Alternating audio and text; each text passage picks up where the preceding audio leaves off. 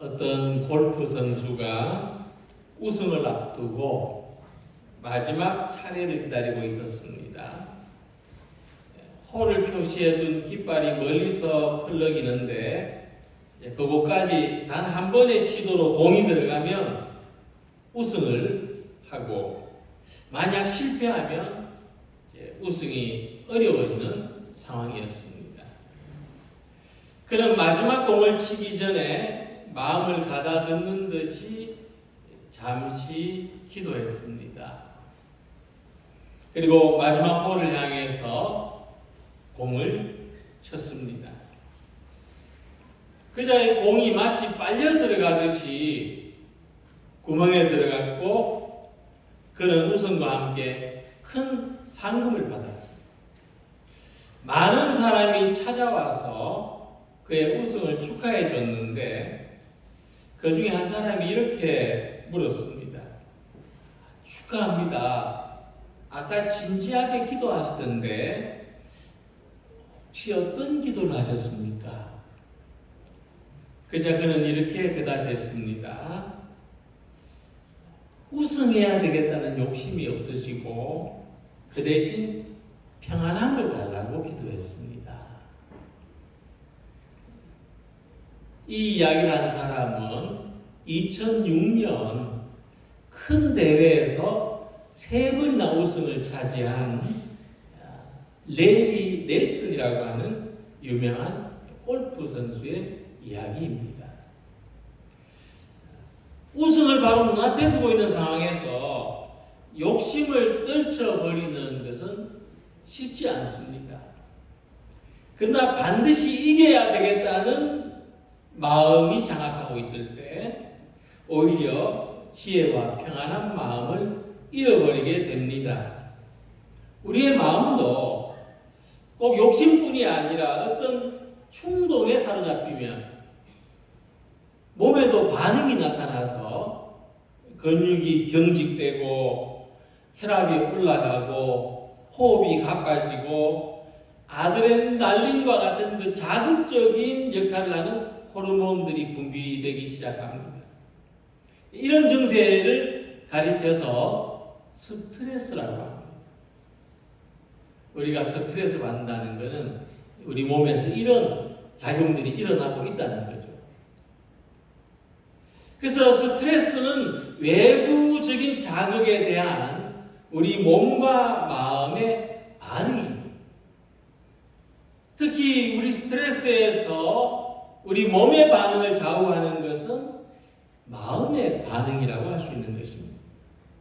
이처럼 사람의 마음은 스트레스에도 영향을 주고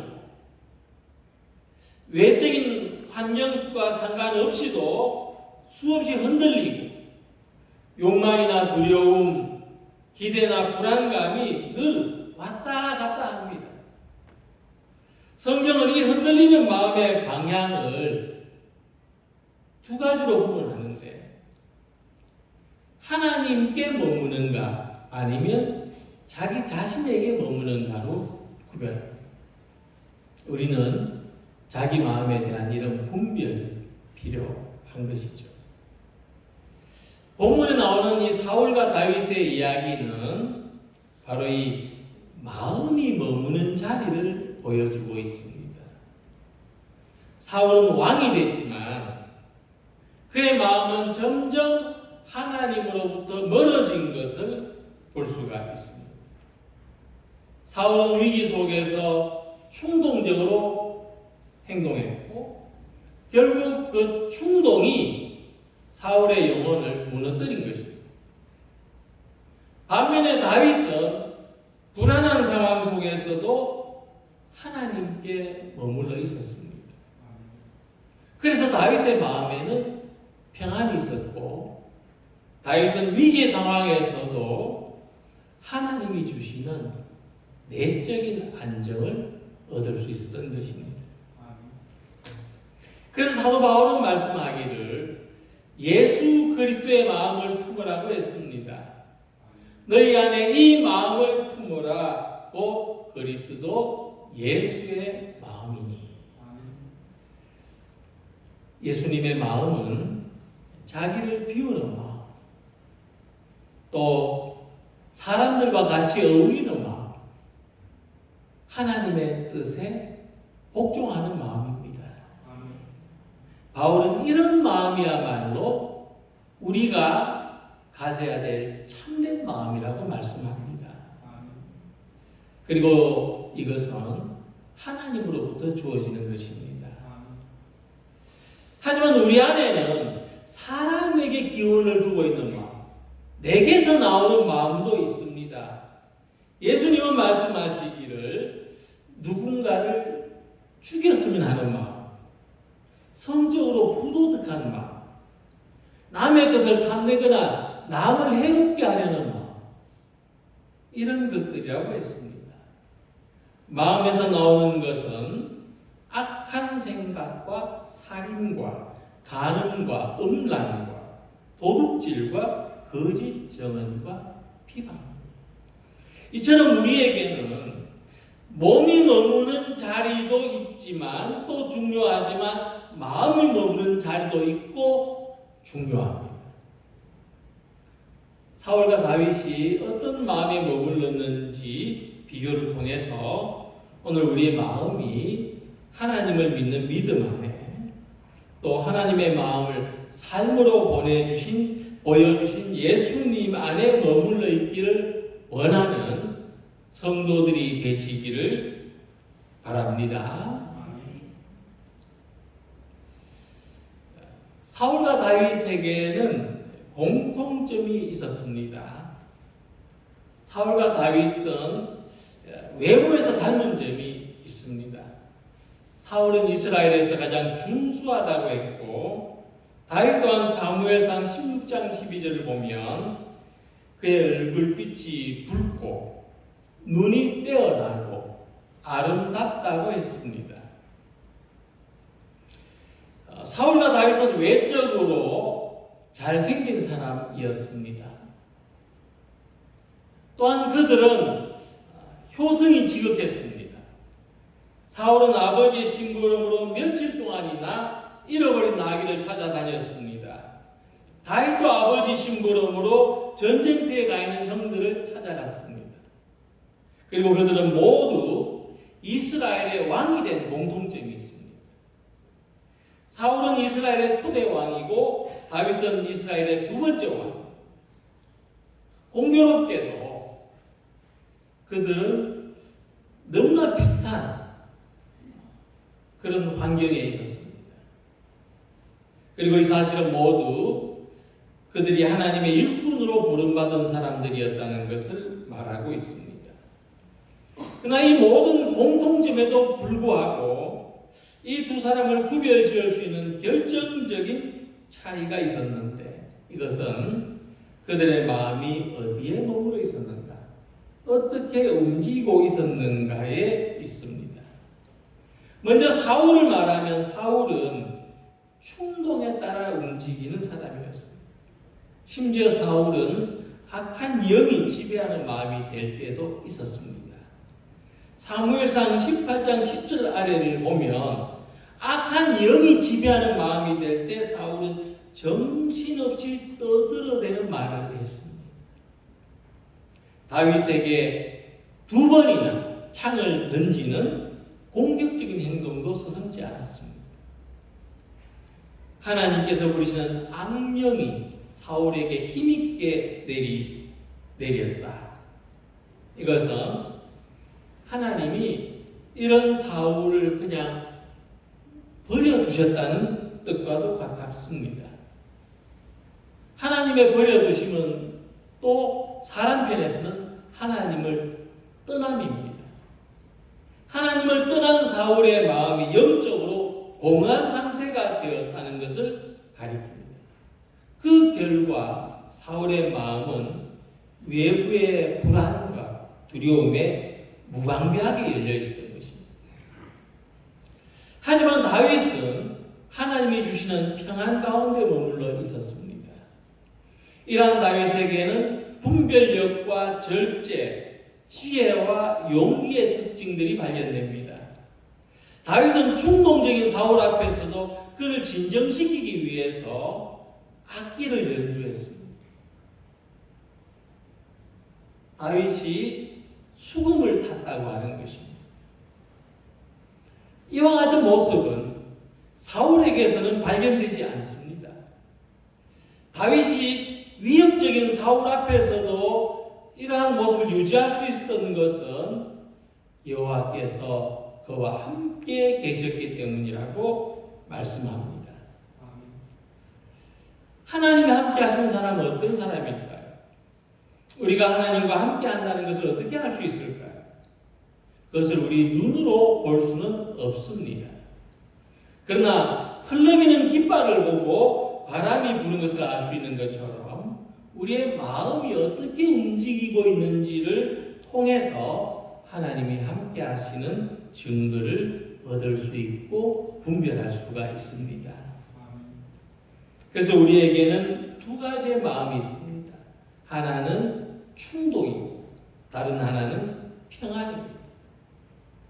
우리 심리학적으로 충동은 사람이 즉각적인 만족을 얻기 위해서 자기 마음을 다스리지 못하거나 조절하지 못하여 생기는 결과라고 봅니다. 자기도 모르게 자기 마음이 다스려지지 않는 거고 조절되지 않는 거. 그것을 충동이라고 합니다. 감정이 이성을 압도한 상태가 되기 때문에 이 충동적인 감정은 관계를 무너뜨립니다. 감정적으로 반응하기 때문이죠. 그러나 평안은 그렇지 않습니다. 감정과 생각과 의지가 서로 조화를 이룬 상태입니다. 그리고 내면의 중심이 안정된 상태입니다. 평안은 기도나 찬양, 말씀을 듣고 묵상하는 것처럼 영적인 행위를 통해서 촉진될 수 있습니다. 기도할 때, 찬양할 때, 말씀 속에서 이 평안이 더 충만해질 수가 있는 것입니다. 평안한 상태가 되면 스트레스 호르몬도 감소합니다. 그래서 사도 바울은 육신의 생각은 사망입니다. 영의 생각은 생명과 평안이니라고 로마서 8장 6절에 말씀했습니다. 바울은 우리의 충동과 평안함이 어디에서 나오는지를 알게 해주는데 충동은 사람에게서 나오는 것이고 평안은 하나님으로부터 오는 것입니다. 사람은 누구나 충동을 경험하는데 문제는 그 충동을 어떻게 다루고 있는가입니다. 신앙은 우리 마음에서 일어나는 움직임을 하나님 앞에서 해석하고 풀이하는 힘을 가지게 해줍니다. 우리 안에서 충동이 올라올 때, 어떤 분노나 시기나 두려움이 올라올 때 이래서는 안 되는데 하고 억압하거나 죄책감으로 여기지 말고 지금 내 마음이 하나님으로부터 멀어지고 있구나 하는 것을 자각할 수 있기를 바랍니다. 그래서 우리가 자기 마음이 머무는 자리가 어디인지를 깨닫기만 해도 평안이 임하게 됩니다. 그래서 성숙한 믿음은 충동이 없는 것이 아니라 누구에게나 충동이 있을 수 있는데 그때마다 하나님께로 향하는 평안의 선택을 하는 것입니다. 이 선택이 쌓여서 우리의 마음이 하나님 앞에 오래도록 머무를 수 있습니다. 오늘도 우리는 하나님이 주시는 평안으로 살아가기를 소망하는 모든 성도가 되시기를 바랍니다. 사무엘상 18장 9절을 세 번역으로 보면 그날부터 사울은 다윗을 시기하고 의심하기 시작하였다 말씀하고 있습니다. 그러니까 사람들이 자기보다 다윗의 공로를 더 칭송하고 기뻐한다고 여긴 사울은 다윗을 자기 곁에서 멀리하기 시작합니다. 그래서 사울이 다윗을 자기 곁에서 떠나게 하고 그를 천부장의 계급을 주어서 그것을 합법화 또는 공식화했습니다. 그의 마음이 무너졌을 때 사울은 자기가 왕의 신분을 가졌다는 것이 아무 의미가 없었습니다. 하나님과의 관계가 끊어졌을 때 사울은 왕권과 체면으로 자기를 지키려고 했습니다. 사울은 다윗이 자기를 대적하지도 않았는데 존재 자체를 위협적으로 여겼습니다. 자기 내면의 불안을 다윗의 탓으로 돌렸습니다. 사울은 다윗과 얼마든지 유익한 관계를 만들어갈 수 있었지만 다윗을 견제할 대상으로 여겼습니다. 사울의 시기심, 자기가 가까이 해야 될 사람을 멀리하게 만드는 어리석은 행동을 하게 했습니다. 하지만 다윗은 지혜가 있었습니다. 다윗은 그런 사울을 원망하거나 불평하지 않습니다. 오히려 14절에 의하면 그는 사울에게서부터 멀리 보내졌음에도 불구하고 자신에게 주어진 모든 일을 지혜롭게 행하였다 말씀합니다. 다윗의 지혜는 하나님의 뜻을 묻는 태도에서 나온 것입니다. 그래서 다윗은 공격을 받을 때도 반격하지 않았고 미움을 받을 때도 침묵을 지켰습니다. 이것은 단순한 인내가 아니라 하나님께 마음을 두는 사람에게서 생겨나는 지혜입니다. 잠언 9장 10절에서 말씀하는데 여호와를 경외하는 것이 지혜의 근본이요 거룩하신 자를 아는 것이 명철이라고 했습니다. 지혜는 하나님을 경외하는 데서 생기는 것입니다. 지혜는 세상을 분석하는 능력이 아니라 하나님 앞에서 자기를 아는 능력입니다. 자기를 아는 사람이 지혜로운 사람이죠. 우리가 어떤 상황에서든지 하나님을 경외하는 마음을 잃지 않으면 지혜롭게 생각할 수 있습니다. 지혜롭게 행동할 수 있습니다. 그래서 복되게 살 수 있습니다. 사실 사울의 인생은 불안의 연속입니다. 그는 왕의 자리에서도 잠을 이루지 못했고 성리를 거두고도 만족하지 못했습니다. 그의 어리석음은 상황에 있는 것이 아니라 마음의 방향에서 비롯됐습니다. 그는 다윗은 모든 순간에 하나님을 바라보았고 하나님을 생각했습니다. 다윗의 지혜는 하나님을 향한 신뢰에서 나온 것입니다. 그래서 진정한 지혜는 머리에서 나오는 것이 아니라 마음에서 나옵니다. 하나님을 경외하는 사람은 혼란스러운 상황에서도 분별을 잃지 않습니다. 사울의 어리석음이 그를 무너뜨렸지만 다윗의 지혜는 그를 세웠습니다. 그 차이는 마음이 머무는 자리의 차이였습니다. 그래서 우리도 같은 선택의 기로에 있습니다. 우리가 사울처럼 감정에 이끌려서 어리석은 길을 걷고 있는가? 다윗처럼 하나님을 경외하면서 지혜로 살아갈 것인가? 입니다.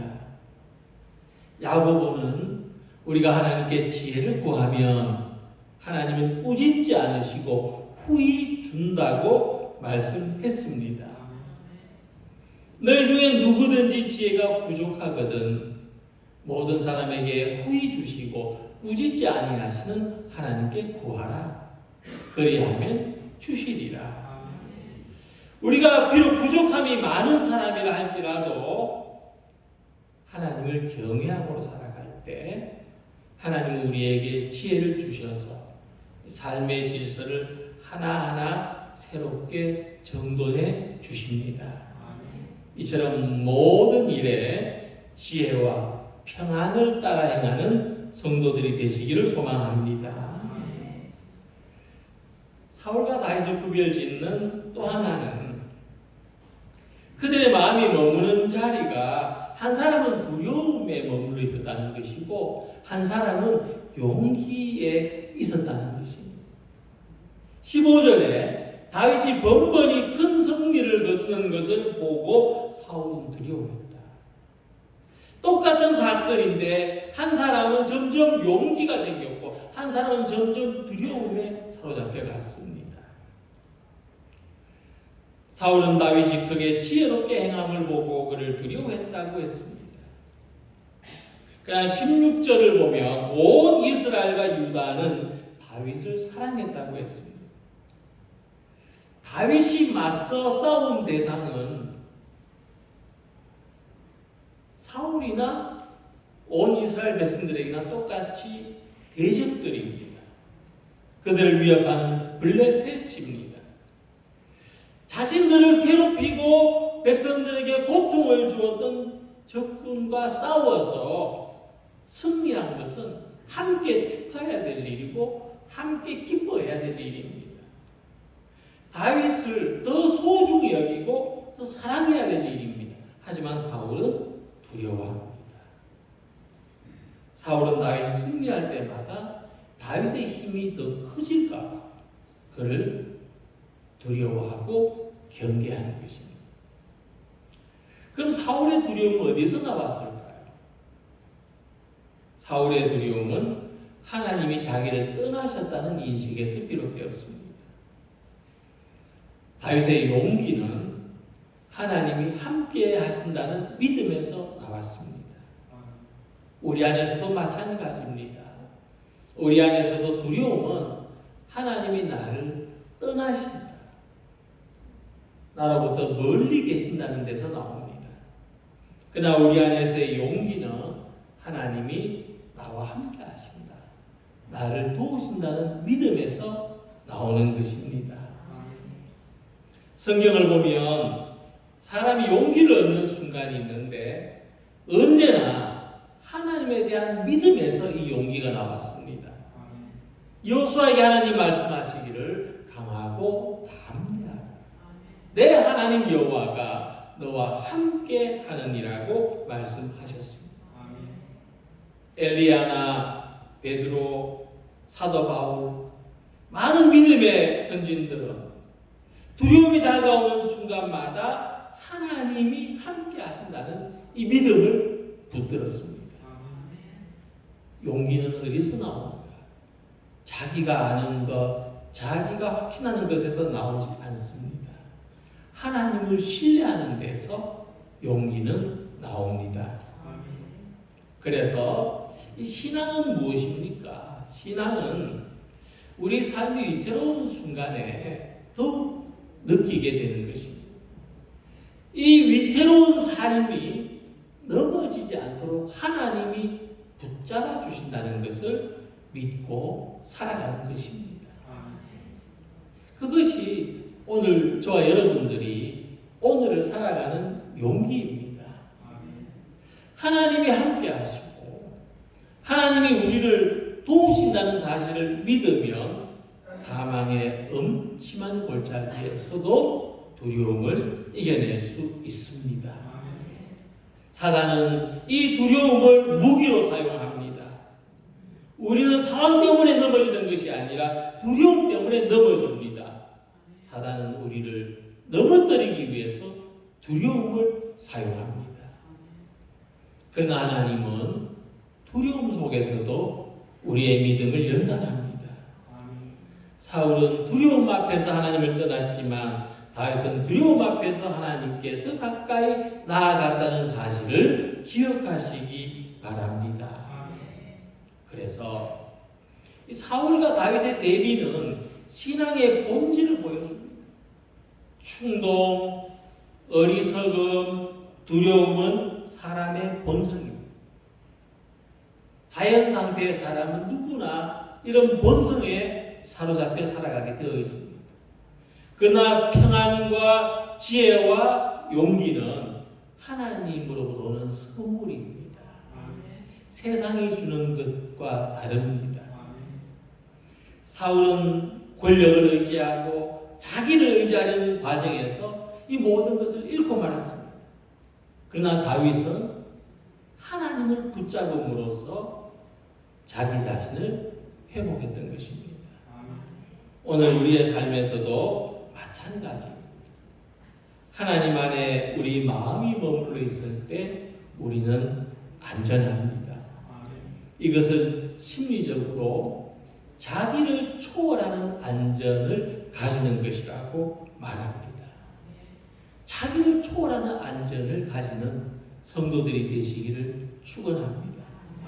예수님은 우리에게 이런 평안을 주신다고 했습니다. 세상이 줄 수 없는 평안.